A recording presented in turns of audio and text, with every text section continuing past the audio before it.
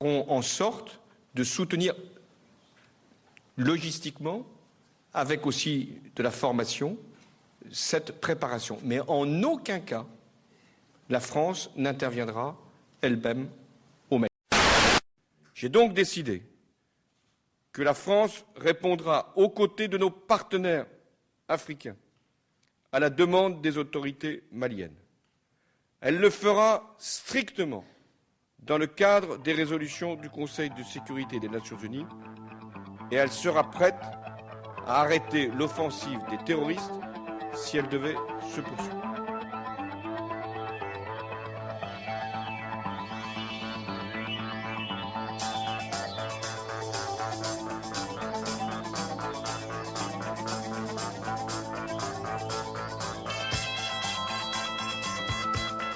Salut à toutes et à tous et bienvenue pour ce nouveau numéro des infos dont on parle peu. Alors après un mois d'arrêt total où j'ai pu me reposer un petit peu et j'ai surtout cogité sur le fait de savoir si mon site internet et mes infos allaient rester en l'état ou si j'allais développer mon concept. Écoutez, j'ai pris la décision d'essayer de développer le concept à fond. Donc le premier changement qui va s'opérer, c'est que ces infos vont être maintenant en hebdomadaire. Donc on va se retrouver une fois par semaine pour notre plus grand plaisir. Alors notez bien ceci. Je vais essayer de vous donner plus d'informations. Je vais essayer de traduire plus de vidéos. Je vais essayer d'être plus pointu dans mes informations. Je vais essayer de faire des vidéos plus complètes. Mais pour ça, j'ai besoin de votre soutien. Donc j'ai mis en place un système de dons sur mon site internet info-li.fr. Voilà, mon but, c'est vraiment de vous informer le plus possible, plus précisément possible. Pour me développer, il n'y a pas de mystère, il me faut absolument votre soutien. Voilà. Sinon, pour les vidéos que vous m'avez envoyées qui serviront à faire le zapping du pire de la télé, sachez que j'ai bientôt regardé toutes vos vidéos. Ça demande un temps infini. Alors la vidéo verra le jour un peu plus tard, mais vous inquiétez pas, elle verra le jour. Mais vous pouvez toujours m'envoyer d'autres vidéos si vous le voulez. L'adresse internet, je la répète, c'est lepire-de-la-télé@yahoo.fr. Voilà, maintenant que tout ceci est dit, on va rentrer dans le vif du sujet. J'ai pratiquement 100 infos à vous donner aujourd'hui. Donc on va parler d'infos internationales, on va parler de la France, on va parler d'économie, on va parler de santé, on va parler d'environnement. Attachez vos ceintures et on y va. On démarre ces infos internationales en parlant des États-Unis qui continuent leur guerre contre le terrorisme au Pakistan avec leurs drones tueurs. Dernier massacre le 29 décembre 2012 avec 5 morts et 3 blessés et surtout aucune information sur les victimes de cette boucherie. Ça continue ensuite avec le 3 janvier dernier, toujours au Pakistan, et là c'est le Mollah Nazir et 5 de ses combattants qui sont morts dans des tirs de drones US selon les infos. Mais cette info donne 10 morts. Alors qui sont les 4 autres victimes de ces tirs? Il y a un an au Yémen, des drones, toujours des drones américains, avaient tué un jeune américain de 16 ans né à Denver. L'administration Obama refuse de donner des précisions devant un tribunal et un officier US a simplement déclaré, je cite, la mort de Abdulrahman al-Awlaki est une erreur. Ouais, oui, c'est une erreur. J'espère simplement que tous ces gens se retrouveront un jour devant une cour de justice. On continue avec les États-Unis et l'Iran, puisque les États-Unis, la nation de la liberté totale de parole, a supprimé la chaîne iranienne d'information Presse TV. On continue encore, alors que l'AIEA n'a pas trouvé de compromis avec l'Iran à propos des inspections dans ses installations nucléaires, un groupe d'agents de la CIA a été arrêté à Téhéran. Forcément, ça facilite pas la tâche pour une entente. On a ensuite Henry Kissinger, ancien ministre des Affaires étrangères US, qui a mis en garde à propos d'un Iran nucléarisé, selon lui inacceptable. Toujours les États-Unis, où le gouvernement US a envisagé de supprimer les leaders du mouvement Occupy Wall Street par des tirs de sniper. Il y a eu des documents déclassifiés qui sont sortis et une vidéo que je vous laisse voir. On peut rester un peu sur ce thème avec le chef de la police de New York, lui qui est intéressé par le survol des drones au-dessus de la ville. C'est vrai que ça peut être relativement sympathique. On continue avec les États-Unis et des documents déclassifiés qui révèlent que l'armée US a secrètement pulvérisé des substances radioactives sur des villes américaines. Je vous laisse voir la vidéo correspondante. Toujours aux États-Unis, une affaire très curieuse à propos d'Hillary Clinton et de son accident cérébral ces derniers jours. Bon, toute la presse en a parlé. On s'est apitoyé sur le sort d'Hillary Clinton. Or, il semblerait que la vérité soit tout autre, puisqu'une rencontre au sommet aurait été organisée entre Clinton et Ahmadinejad fin décembre 2012 et l'avion de la secrétaire d'État aurait eu un accident au cours duquel Job Price, le commandant des unités de commando de marine, a été tué et Clinton aurait été blessé. C'est une affaire vraiment bizarre. Est-ce qu'on en saura un jour la vérité? Point d'interrogation. On continue encore avec les États-Unis qui déclarent qu'ils continueront à apporter leur concours à des organisations non gouvernementales en Russie. C'est ce qu'a déclaré le porte-parole officiel du département d'État, Victoria Nuland. Je cite, « Nous continuons à coopérer avec un large éventail d'organisations civiles russes.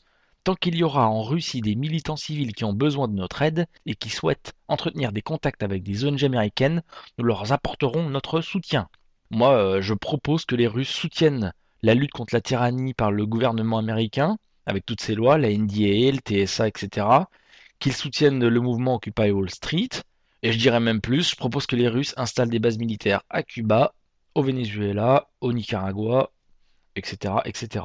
Mais bon, les Russes ne se laissent plus marcher sur les pieds par les Américains, et ils répliquent à la loi Magnitsky dont j'avais parlé dans une ancienne vidéo, en interdisant aux Américains d'adopter des enfants russes. Là, on a une nouvelle guerre froide en prévision. On continue avec le groupe Bilderberg qui pourrait provoquer une réunion d'urgence à Rome.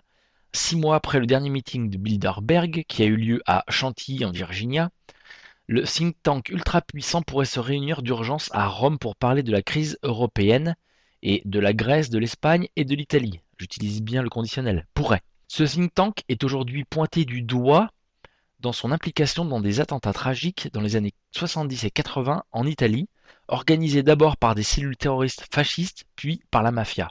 C'est le président honoraire adjoint de la Cour de cassation italienne, Fernandino Imposimato, qui le révèle à l'occasion de la présentation à Naples de son nouveau livre La République des tragédies impunies.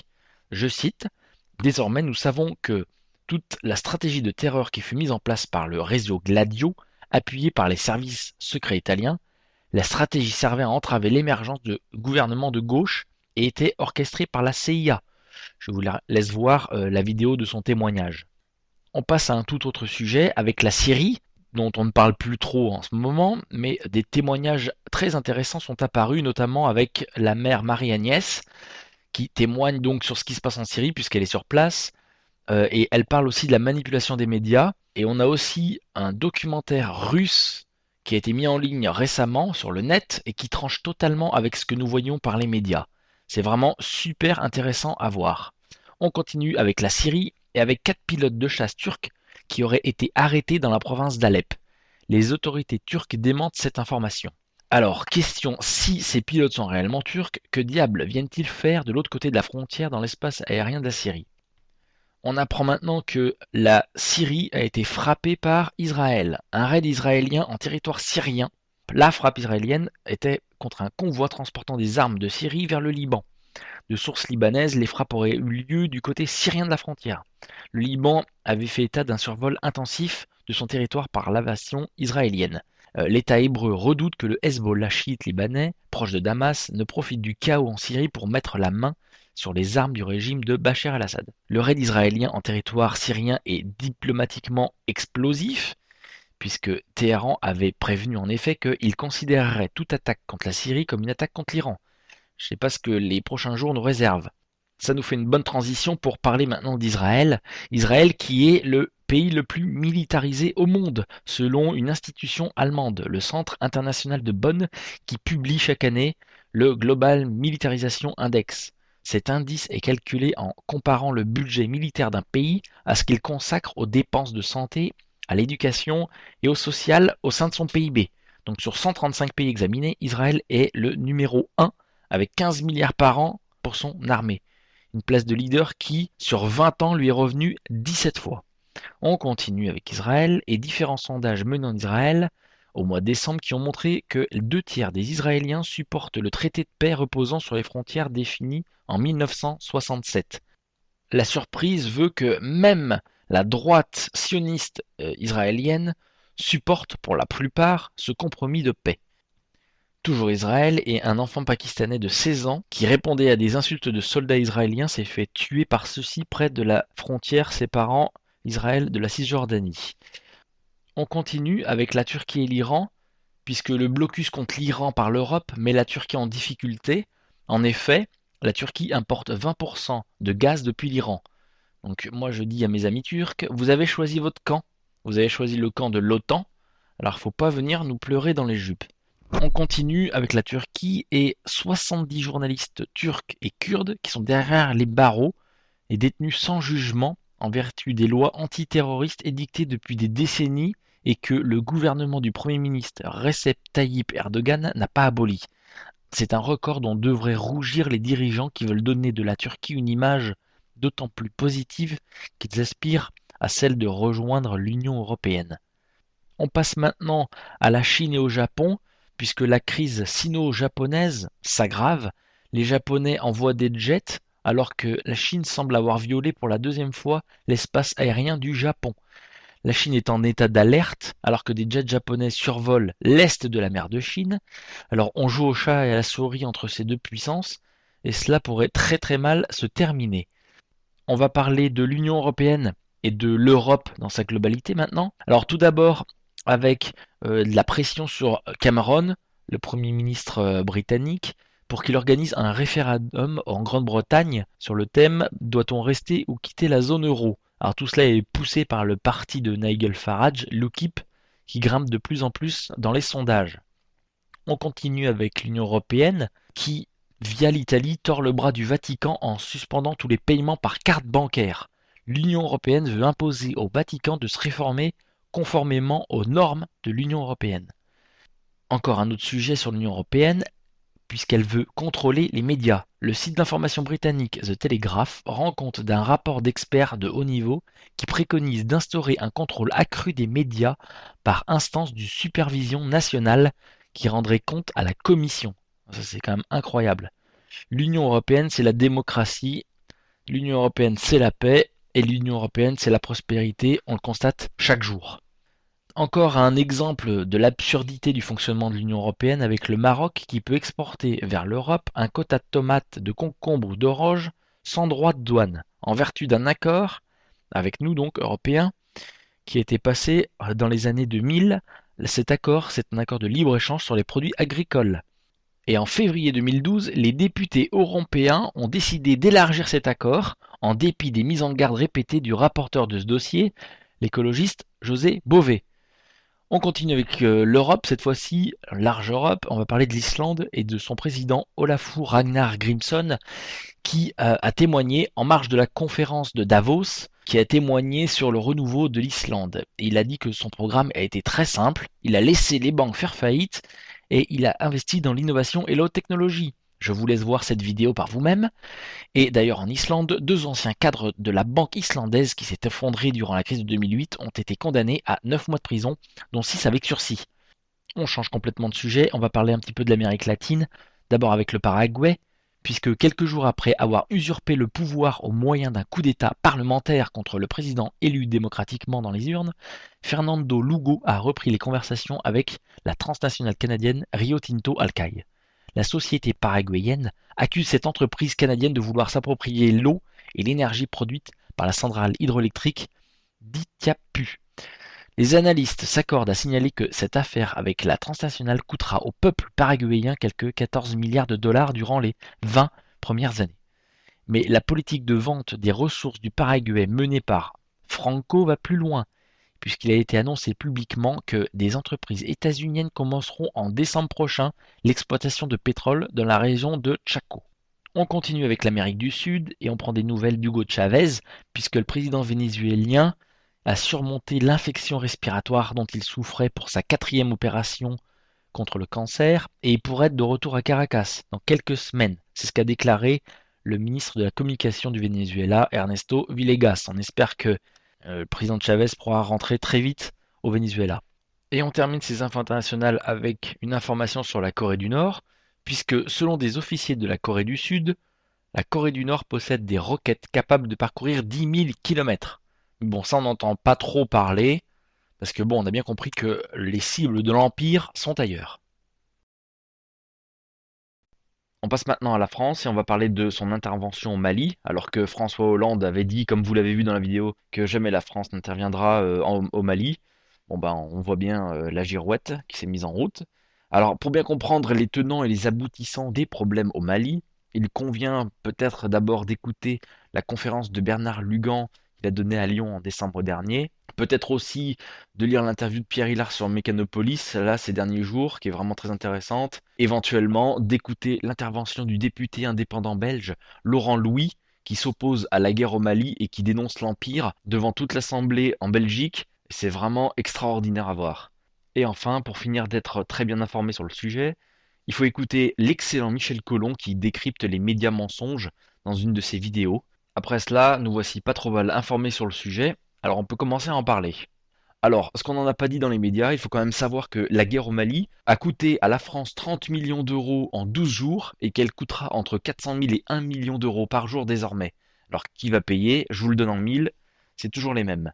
Au François Hollande qui a été adoubé par Netanyahou pour l'intervention française au Mali, pour s'opposer aux extrémistes, bien évidemment. Bah, le résultat de tout ceci, c'est que le plan Vigipirate est passé en rouge foncé en France.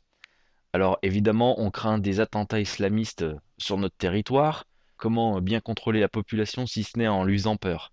Alors on nous dit que l'armée malienne va aider nos militaires sur le terrain. Or, il faut savoir que l'armée malienne en fait n'existe pas. Ils sont complètement désorganisés et on voit dans une vidéo qu'ils s'entraînent avec des armes qu'on leur a fournies. Mais comme il n'y a pas de munitions, ils font des bruits de bouche pour faire mine de tirer. Enfin, c'est drôle à la limite, mais pathétique en même temps, puisque ces gens doivent venir en aide aux soldats français.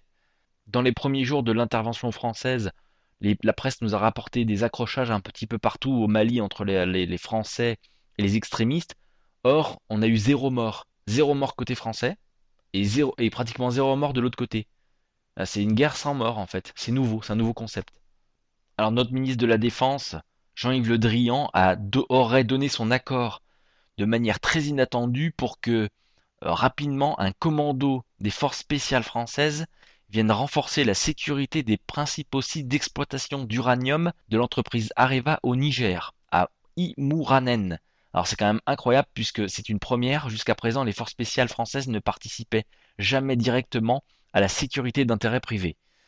On va maintenant parler de la Libye, on va dire, et de Kadhafi en particulier. La relation France-Libye, on comprend mieux pourquoi Nicolas Sarkozy a été le chef de file pour le renversement de Kadhafi, puisque selon un juge, il aurait touché 50 millions de dollars du leader libyen. Je vous invite à visionner la vidéo de Ziad Takedine qui balance absolument tout sur les rétrocommissions, sur Sarkozy, etc. Alors cette vidéo, bon, c'est passé sur France 2, il y a un grand nombre de gens qui l'ont vue, et ce qui est quand même incroyable, c'est que malgré toutes ces révélations, et on attendait quand même qu'il y ait un scandale qui éclate, et bien la bulle a fait pouf. Le lendemain, on n'en a plus du tout entendu parler. Mais bon, la presse est occupée avec le mariage pour tous en ce moment, donc voilà. La Libye toujours et la multinationale Total qui se jette sur le cadavre libyen. Alors, il faut bien que la France, bien sûr, soit rétribuée pour sa participation à son intervention. Donc, les populations locales, elles vont vraiment être contentes, je pense, puisque l'argent du pétrole qui auparavant était utilisé pour le développement du pays, eh bien maintenant, elle va aller dans la poche de Total. Et ils n'en verront plus la couleur. Des infos en vrac maintenant sur la France, avec la distribution de la Légion d'honneur qui a été donnée à un islamiste, Tarek Oubrou. Alors, qui peut me dire ce que ce monsieur Tarek Oubrou a rendu comme service à la nation, puisque c'est la condition sine qua non pour avoir la Légion d'honneur? On continue avec la France qui, sous la pression du gouvernement israélien, a coupé la diffusion du réseau TV palestinien Al-Aqsa en France.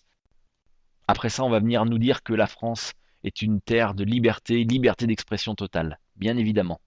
On continue avec les augmentations qui nous attendent pour 2013. Alors, l'INSEE va nous dire que l'inflation est de 1,4 cette année, c'est assez risible. Alors, je vous laisse voir, il y a un tableau complet qui nous donne les augmentations qui vont nous tomber dessus pour le 2013. Alors, c'est assez conséquent. Et la dernière augmentation qui va nous tomber dessus, c'est l'augmentation du gaz, puisque malheureusement, le Conseil d'État a annulé trois arrêtés pris en 2011-2012 qui gelaient les tarifs du gaz ou qui limitaient leur augmentation. Donc on va se prendre une augmentation d'environ 23 euros par ménage en moyenne. Ça va faire très très mal. On continue avec un scandale qui couve, puisque on apprend que durant plusieurs décennies, les installateurs de France Télécom ont manipulé des équipements contenant des éléments radioactifs sans en être informés. C'est une enquête menée par le magazine spécialisé Santé et Travail qui révèle ces faits qui se sont poursuivis en France depuis les années 1940 jusqu'aux années 1970. Les chiffres du chômage en France maintenant, on arrive à un chiffre de 9 millions de chômeurs. Ça, ce sont les vrais chiffres qui tombent. C'est une vidéo d'information qui a été vue sur France 3. Je vous mets le lien, bien évidemment. On continue avec une information qui est extrêmement intéressante et qui n'a pas du tout été révélée. Ce sont les cambriolages d'habitations principales qui ont déjà été en hausse en 2011 et qui ont augmenté l'an dernier encore de 4,7% en moyenne en zone police. Alors oui, parce qu'il y a plusieurs zones. En zone police, 4,7% et en zone gendarmerie, 14,7% d'augmentation. 6 départements sont particulièrement concernés: l'Aude, l'Indre-et-Loire, la Loire-Atlantique, l'Ille-et-Vilaine, le Morbihan et le Finistère. Les vols sont également à la hausse, tels que ceux à la tire, plus 8,5% en zone police, et ceux avec violence contre les femmes dans la rue, plus 7,9%. Alors, il suffit pour avoir tout plein de chiffres de taper dans Google les mots-clés augmentation cambriolage France par exemple, et vous aurez à peu près tous les chiffres, que ce soit nationaux ou même régionaux. Vous allez voir tous les chiffres d'augmentation, c'est absolument incroyable. Alors, pour vous parler de quelque chose que je connais moi, dans ma région ici, il y a une commune qui est juste à côté de chez moi où l'augmentation des cambriolages a été de plus 149%. Oui, plus 149%. Alors là, on parle plus d'une augmentation de 4,7% ou de 14%. On parle là, c'est 149%. On continue avec une affaire absolument incroyable. J'ai du mal à y croire, même quand je le lis. C'est monsieur Frédéric Laurent Bouquet qui a été arrêté le 18 juin 2009 et condamné à 4 ans de prison au Venezuela. Il a avoué son intention de commettre un attentat contre le président Hugo Chavez à cette époque-là. Ce type est un agent des services de renseignement français et donc il a purgé une peine de 4 ans de prison au Venezuela et il vient d'être expulsé du pays. Enfin, c'est quand même incroyable, c'est du terrorisme d'État dont on parle là. Et on termine cette rubrique France avec une dernière information à propos de radars qui vont être mis en place ou qui ont été mis en place ces derniers jours. Donc c'est Frédéric Pechnard, délégué interministériel à la sécurité routière, qui annonce la mise en place de 200 nouveaux radars en 2013, dont une grande partie de radars nouvelle génération. Monsieur Pechnard nous explique que les anciens modèles seront remplacés par des radars tronçons, des radars discriminants et des radars mobiles. Regardons de plus près qu'est-ce que c'est que ces radars mobiles, puisqu'on assiste à l'apparition de radars qu'on appelle mobiles. Alors, il s'agit d'un système embarqué dans une voiture banalisée qui circule dans le trafic. La force de ce radar, c'est qu'ils sont indétectables de l'extérieur, parfaitement intégrés au véhicule, ils n'émettent aucun flash car ils fonctionnent grâce à un système infrarouge. Il peut prendre des excès de vitesse sur plusieurs voies, dans les deux sens de circulation, c'est une vraie machine de guerre. La marge de tolérance est plus importante que celle des autres types de radars, 10 km/h en dessous de 100 km/h et 10% au-dessus. On va en payer des PV, croyez-moi. On passe maintenant à la rubrique économie. Alors on va parler d'abord des États-Unis, où une note a révélé que la guerre représentait 60% du budget américain, ce qui est assez incroyable et énorme. On continue avec l'agence de notation Dagong qui annonce avoir placé la note des États-Unis sur une liste négative à surveiller. Ensuite, JP Morgan, qui est poursuivi pour avoir vendu à 3 banques coopératives américaines, alors l'US Central, la Western Corporate et la Southwest Corporate, des produits dérivés adossés à des prêts immobiliers très risqués. Ensuite, la banque d'affaires américaine Goldman Sachs a annoncé un bénéfice qui a plus que doublé en 2012 et triplé pour le quatrième trimestre. Des résultats meilleurs que prévus grâce à un chiffre d'affaires en forte hausse, dopé par des activités en propre. Le bénéfice net du groupe annuel est ressorti à 7,3 milliards de dollars, soit 14,63 milliards de dollars par action, et mieux que ne le prévoyaient les analystes de Wall Street. Pour le quatrième trimestre, ce chiffre a triplé à 2,8 milliards de dollars, soit 5,6 dollars par action, alors que les analystes n'attendaient en moyenne que 3,78 dollars. Le chiffre d'affaires a bondi de 19% sur l'année à 34,2 milliards de dollars. Les principaux dirigeants de la banque d'affaires Goldman Sachs vont se partager des bonus en actions représentant une centaine de millions de dollars pour l'année 2012, dont plus de 13 millions pour le PDG, selon des avis boursiers publiés. D'après l'un de ces avis, transmis à la SEC, le gendarme boursier américain, le PDG du groupe, Lloyd Blankfein, a reçu 94 320 actions. ce qui représente 13,6 millions de dollars. Alors au total, Goldman Sachs a octroyé aux 12 membres de son équipe dirigeante 707 634 actions, ce qui représente 102,2 millions de dollars. On continue de parler de cette merveilleuse banque qu'est Goldman Sachs, puisqu'un analyste en chef de cette banque en Europe, en répondant à la question sur une solution pour sortir la France de la crise financière, il a répondu qu'il faudrait baisser la moyenne salariale d'environ d'un tiers, en précisant tout de même que ce serait politiquement impossible à réaliser. Moi je demande de quoi se mêle Goldman Sachs. On continue avec l'économie et la Cour des comptes européenne qui a dit qu'il était pratiquement impossible de savoir comment les aides financières de l'Union européenne sont dépensées dans les pays en développement. On apprend que l'Union européenne, la Grande-Bretagne, l'Irlande, le Danemark, la Norvège et l'Allemagne ont suspendu le versement de 225 millions d'euros d'aide à destination de l'Ouganda. Les pays donateurs réagissent ainsi au détournement d'au moins 10 millions d'euros destinés au nord de l'Ouganda, une région convalescente d'un conflit armé. Ils exigent la restitution de ces fonds, condition sine qua non à la reprise de leur programme d'aide. On continue avec l'économie et avec Merkel qui a annoncé que 2013 sera plus difficile que 2012. Au moins ça a le mérite d'être clair, alors que notre président à nous répète sans arrêt que la crise financière est derrière nous. La méthode Coué, il ne reste plus que ça, mon pauvre François. On continue avec, vous vous rappelez de la liste Lagarde en Grèce. Eh bien 2 Grecs de cette liste Lagarde ont été retrouvés morts. Oups, quelle coïncidence. On a hâte de connaître les conclusions de l'enquête. La Grèce toujours, et le FMI qui a annoncé que cette dette n'était, je cite, pas viable, sans nouveau transfert direct de fonds dans le budget grec par l'Union européenne qui s'est engagée en ce sens en décembre. C'est ce qu'a déclaré un expert du Fonds monétaire international. On continue avec Barclays, la banque anglaise qui va supprimer des emplois dans la banque d'investissement. Le nombre de salariés concernés parmi les 9000 employés dans la banque sera précisé le 12 janvier prochain. Parlons du chômage, et en Espagne en particulier, où il a atteint un nouveau record en s'affichant au plus haut depuis le début de cette statistique dans les années 70, dans un contexte de récession prolongée.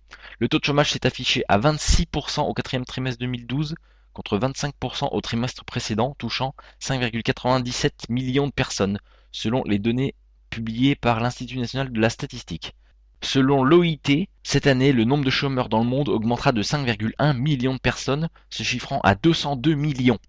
Au Portugal, pendant ce temps, le FMI a approuvé le versement d'une tranche d'aide de 838,8 millions d'euros. Cette initiative survient dans le cadre du plan de sauvetage de 78 milliards d'euros décidé par la communauté internationale en mai 2011. Une enquête de l'INSEE, une enquête trimestrielle, qui précise que la dégradation de la demande adressée aux industriels concerne à la fois la demande étrangère et la demande globale. Je cite, « Pour le premier trimestre 2013, les perspectives d'évolution des demandes globales et étrangères demeurent mal orientées. Les soldes correspondants sont stables mais se situent en deçà de leur moyenne de longue période. » Tout ce blabla pour dire que l'industrie se porte mal et que malheureusement les licenciements vont continuer. En Chine maintenant, l'économie chinoise a connu l'an dernier sa plus faible croissance en 13 ans, avec 7,8% malgré un rebond au dernier trimestre. Les hausses du produit intérieur brut de la seconde économie mondiale étaient encore de 10,4% en 2010 et 9,3% en 2011, et elle avait ralenti durant 7 trimestres consécutifs pour tomber à 7,4% l'été dernier. Et on termine avec le Japon, et c'est Taro Aso, le ministre japonais des Finances, qui a trouvé la solution pour faire des économies. La mort rapide des personnes les plus âgées. Excellente idée. Eh bien écoutez, il n'y a plus qu'à amener cette idée en France, et le tour est joué. On passe à la rubrique santé maintenant, et on démarre avec une étude publiée le 17 décembre dans le journal Pediatrics, qui conclut qu'il ne faudrait pas donner plus de 2 verres de lait par jour à de jeunes enfants au risque de faire baisser leur niveau de fer. Je cite, « Chaque verre ou bol de lait supplémentaire réduit un peu les réserves de fer. » C'est ce qu'indique l'auteur de l'étude, le docteur Jonathan McGeer. Je cite encore, « Chez les enfants à risque de carence en fer, ce petit peu peut avoir des conséquences importantes. » À noter que les autorités sanitaires françaises conseillent pour l'instant de consommer 3 à 4 portions de laitage par jour. On continue avec une nouvelle technique prometteuse pour soigner la maladie d'Alzheimer. Il s'agit d'implémenter une sorte de pacemaker dans le cerveau d'un patient et de stimuler en envoyant 130 impulsions électriques par seconde. Ce procédé est déjà en test avec des patients ayant la maladie de Parkinson, autre maladie neurodégénérative, avec semble-t-il un certain succès. On continue avec la vente en ligne des médicaments qui a été autorisée en France. Alors l'ordre des médecins s'insurge contre cette décision, je cite, dangereuse pour la santé publique. Alors on est déjà les champions du monde de consommation de médicaments, et alors là avec cette décision, ça risque pas de diminuer. Des conteneurs toxiques en France. C'est un danger identifié par les services de l'État mais que les consommateurs ignorent. De 15% à 20% des conteneurs, soit 1 sur 5, qui arrivent dans les ports européens contiennent des gaz extrêmement dangereux, cancérigènes ou neurotoxiques. Le phénomène est massif. 1 million de conteneurs chargés de marchandises arrivent en Europe chaque semaine par bateau. Ces substances toxiques, inodores et incolores, menacent toute une chaîne de travailleurs, dockers, douaniers, logisticiens, chauffeurs, manutentionnaires, jusqu'au consommateur lui-même. On continue avec un rapport sur les ondes des téléphones portables. Un rapport est sorti et il passe en revue 1800 nouvelles études scientifiques. Les utilisateurs de téléphones portables, les futurs parents, les jeunes enfants et les femmes enceintes sont exposés à un risque particulier. Je cite, les études montrent qu'il y a plus de risques de développer un gliome, c'est une tumeur cérébrale maligne, qu'auparavant et que la tendance est en croissance constante. On passe à une autre information avec le géant des semences Monsanto qui vient de soumettre un projet d'extension de ses installations à Trèbes. Le maire de Trèbes se dit très favorable à cet investissement de 50 millions d'euros. Je cite, je ne vois pas ce qui motiverait le rejet d'un projet représentant 20 emplois de techniciens et ingénieurs et 80 emplois de saisonniers, s'ajoutant aux 60 CDI et 150 saisonniers actuellement sous site. La santé des concitoyens, voilà peut-être qui devrait motiver un rejet. On continue avec les États-Unis qui sont lanterne rouge des pays riches en matière de santé. Les Américains, plus souvent victimes de blessures au domicile, sont en moins bonne santé et meurent en moyenne plus tôt que les habitants des autres pays riches, malgré des dépenses médicales par tête plus élevées. C'est ce que révèle un rapport alarmant. Les médicaments meurent et souffrent dans des proportions qui ne se justifient pas, puisque les populations des autres pays à haut revenu vivent plus longtemps et jouissent d'une meilleure santé. C'est ce que résume le docteur Stephen Wolfe, professeur de médecine à l'Université de Virginie et président du groupe de 10 experts indépendants qui a rédigé ce rapport à l'Institut de médecine. On continue avec une nouvelle étude canadienne qui montre la toxicité de l'aluminium lorsqu'il est utilisé comme adjuvant dans les vaccins. Ça depuis le temps qu'on le dit. Pour les enfants, cela peut se traduire par des dommages permanents au cerveau et au système immunitaire. Une autre information, l'Agence sanitaire européenne qui vient de remettre son rapport sur l'aspartame et elle juge l'édulcorant sans danger pour la santé. Pourtant, l'aspartame fait l'objet d'une vive controverse depuis plusieurs années. Des études scientifiques avaient notamment démontré des risques d'accouchement prématuré ainsi qu'un taux plus élevé de cancer. Mais aujourd'hui, l'EFSA a balayé toutes ces études alarmistes et donc on nous dit qu'il n'y a aucun danger de consommer de l'aspartame. On continue avec une enquête de 60 millions de consommateurs et de France Liberté à propos de l'eau potable en France. C'est une étude qui a été lancée en juillet dernier et qui a conduit les associations à mettre le doigt sur l'étendue des dérogations accordées en France par rapport au seuil physico-chimique normalement autorisé. Alors la transparence sur l'eau potable apparaît comme une quête sans fin et les associations France Liberté et 60 millions de consommateurs viennent d'y apporter leur contribution en publiant le 17 janvier une carte des dérogations dont bénéficient plus de 400 communes. Une autre information à propos du bisphénol A cette fois, qui est un élément clé de la fabrication des récipients en polycarbonate, les boîtes de conserve et les papiers de type ticket de caisse. Ce composé a été associé à de nombreux problèmes de santé comme le diabète, l'asthme, le cancer ou des troubles du développement. C'est pourquoi il sera définitivement interdit dans tous les contenants alimentaires en France dès le 1er janvier 2015. Et les industriels cherchent activement un remplaçant au bisphénol A. Mais malheureusement, actuellement, le candidat désigné s'appelle le bisphénol S, qu'on retrouve déjà dans un grand nombre de produits, en particulier papier de ticket de caisse. Et non seulement le bisphénol A et S sont presque le même, ils ont presque le même nom déjà, mais ils sont aussi de structure chimique et d'une souplesse d'utilisation similaire. Le bisphénol possède en effet deux caractéristiques importantes. Il colle au métal, entourant les boîtes de conserve, et c'est un puissant oxydant qui bloque l'apparition de la rouille, même dans les milieux difficiles. Et des analyses urinaires effectuées aux États-Unis, au Japon ou en Chine ont montré qu'on retrouvait déjà du bisphénol S dans le corps de la majeure partie de la population. On termine cette rubrique santé avec de la viande de cheval en provenance d'Angleterre, impropre à la consommation, et qui se serait retrouvée dans le circuit alimentaire français l'an dernier. C'est ce que dénonce dans la presse l'anglaise Mary Creek, députée en charge des questions alimentaires et d'environnement en Angleterre. Les animaux avaient été traités avec du phénylbutazone, un anti-inflammatoire non stéroïdien très couramment utilisé. Je cite, en médecine vétérinaire, il existe des médicaments disposant d'une autorisation de mise sur le marché à base de phénylbutazone pour les chiens, chats et les chevaux, mais non destinés à la consommation humaine. C'est ce que rappelle l'ANSES, l'Agence nationale pour la sécurité alimentaire. Et les spécialistes de l'agence continuent. En effet, cette substance ne dispose pas de limite maximale de résidus indispensable pour tout médicament administré à des animaux producteurs de denrées alimentaires. Bon appétit. On passe maintenant à la rubrique environnement et on va parler d'abord du gaz de schiste. C'est un sujet qui revient sans arrêt dans l'actualité et sans arrêt dans mes informations. Dans la controverse sur les gaz de schiste qui oppose les défenseurs de l'environnement et les industriels, l'accent est souvent porté sur les conséquences de la fracturation hydraulique sur les nappes phréatiques, sur les fuites de gaz ou sur la consommation d'eau et moins sur la pollution de l'air à la surface. Or, une étude publiée dans la revue scientifique Human and Ecological Risk Assessment montre qu'une cinquantaine de gaz faisant partie des hydrocarbures non méthaniques sont détectés dans l'air à proximité des forages gaziers dans le comté de Garfield au Colorado. Mais bon, les industriels la réfutent. Parmi les gaz mis en évidence par l'étude, 30 sont documentés pour avoir des effets sur le cerveau, le système nerveux ou le système endocrinien, et certains ont été détectés à des concentrations suffisantes, selon les auteurs, pour affecter le développement des enfants pendant la grossesse. Les concentrations les plus élevées ont été mesurées après le forage de nouveaux puits, mais n'augmentent pas par la suite. Alors sur le même sujet, si vous avez raté le reportage la semaine dernière sur Arte, le reportage qui s'appelle La malédiction du gaz de schiste, allez vite voir les rediffusions sur YouTube, etc. parce que ce documentaire est extrêmement intéressant. Il montre toute la pollution possible et imaginable que les pauvres Américains doivent subir à cause de cette fracturation hydraulique. Et il montre aussi le combat de Polonais qui ne veulent absolument pas que leur terre soit défigurée et que la pollution sévisse chez eux. Allez voir ce documentaire, il est super intéressant et vraiment très très bien fait. On continue avec la pollution atmosphérique en Europe qui devient très préoccupante. Une étude décompose 430 000 morts prématurées et plus de 7 millions de personnes qui ne sont plus en bonne santé du fait d'une exposition aux particules fines en Europe, soit 166 000 décès prématurés en Europe de l'Ouest, 95 000 en Europe centrale et 169 000 en Europe de l'Est, dont la Russie.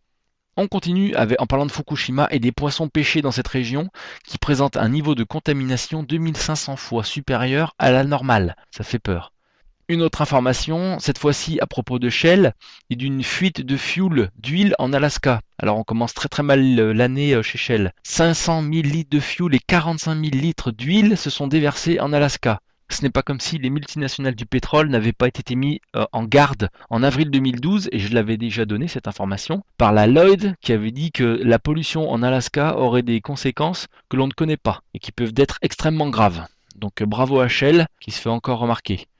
On continue avec une information à propos de la pollution qui est produite par Internet elle-même. Donc éteignez vos PC, éteignez vos tablettes, puisque paraît-il que utiliser Internet pollue autant que l'avion. Donc vivement une taxe carbone mondiale pour tous les utilisateurs d'Internet. Bon, on en rigole, mais ça viendra sûrement. Voilà, c'est terminé pour aujourd'hui. Merci de votre attention. N'oubliez pas d'aller voir tous les liens que je donne dans cette vidéo sur mon site internet info-libre.fr ou sur mon Facebook.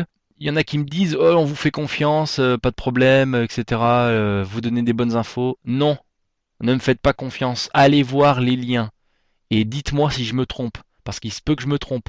Comme par exemple l'info que je vous avais donnée la dernière fois sur les pêches de Fukushima. Un auditeur est venu et m'a dit que en fait, ces pêches n'étaient pas du tout dues à Fukushima, mais que c'était une variété de pêche bien spéciale.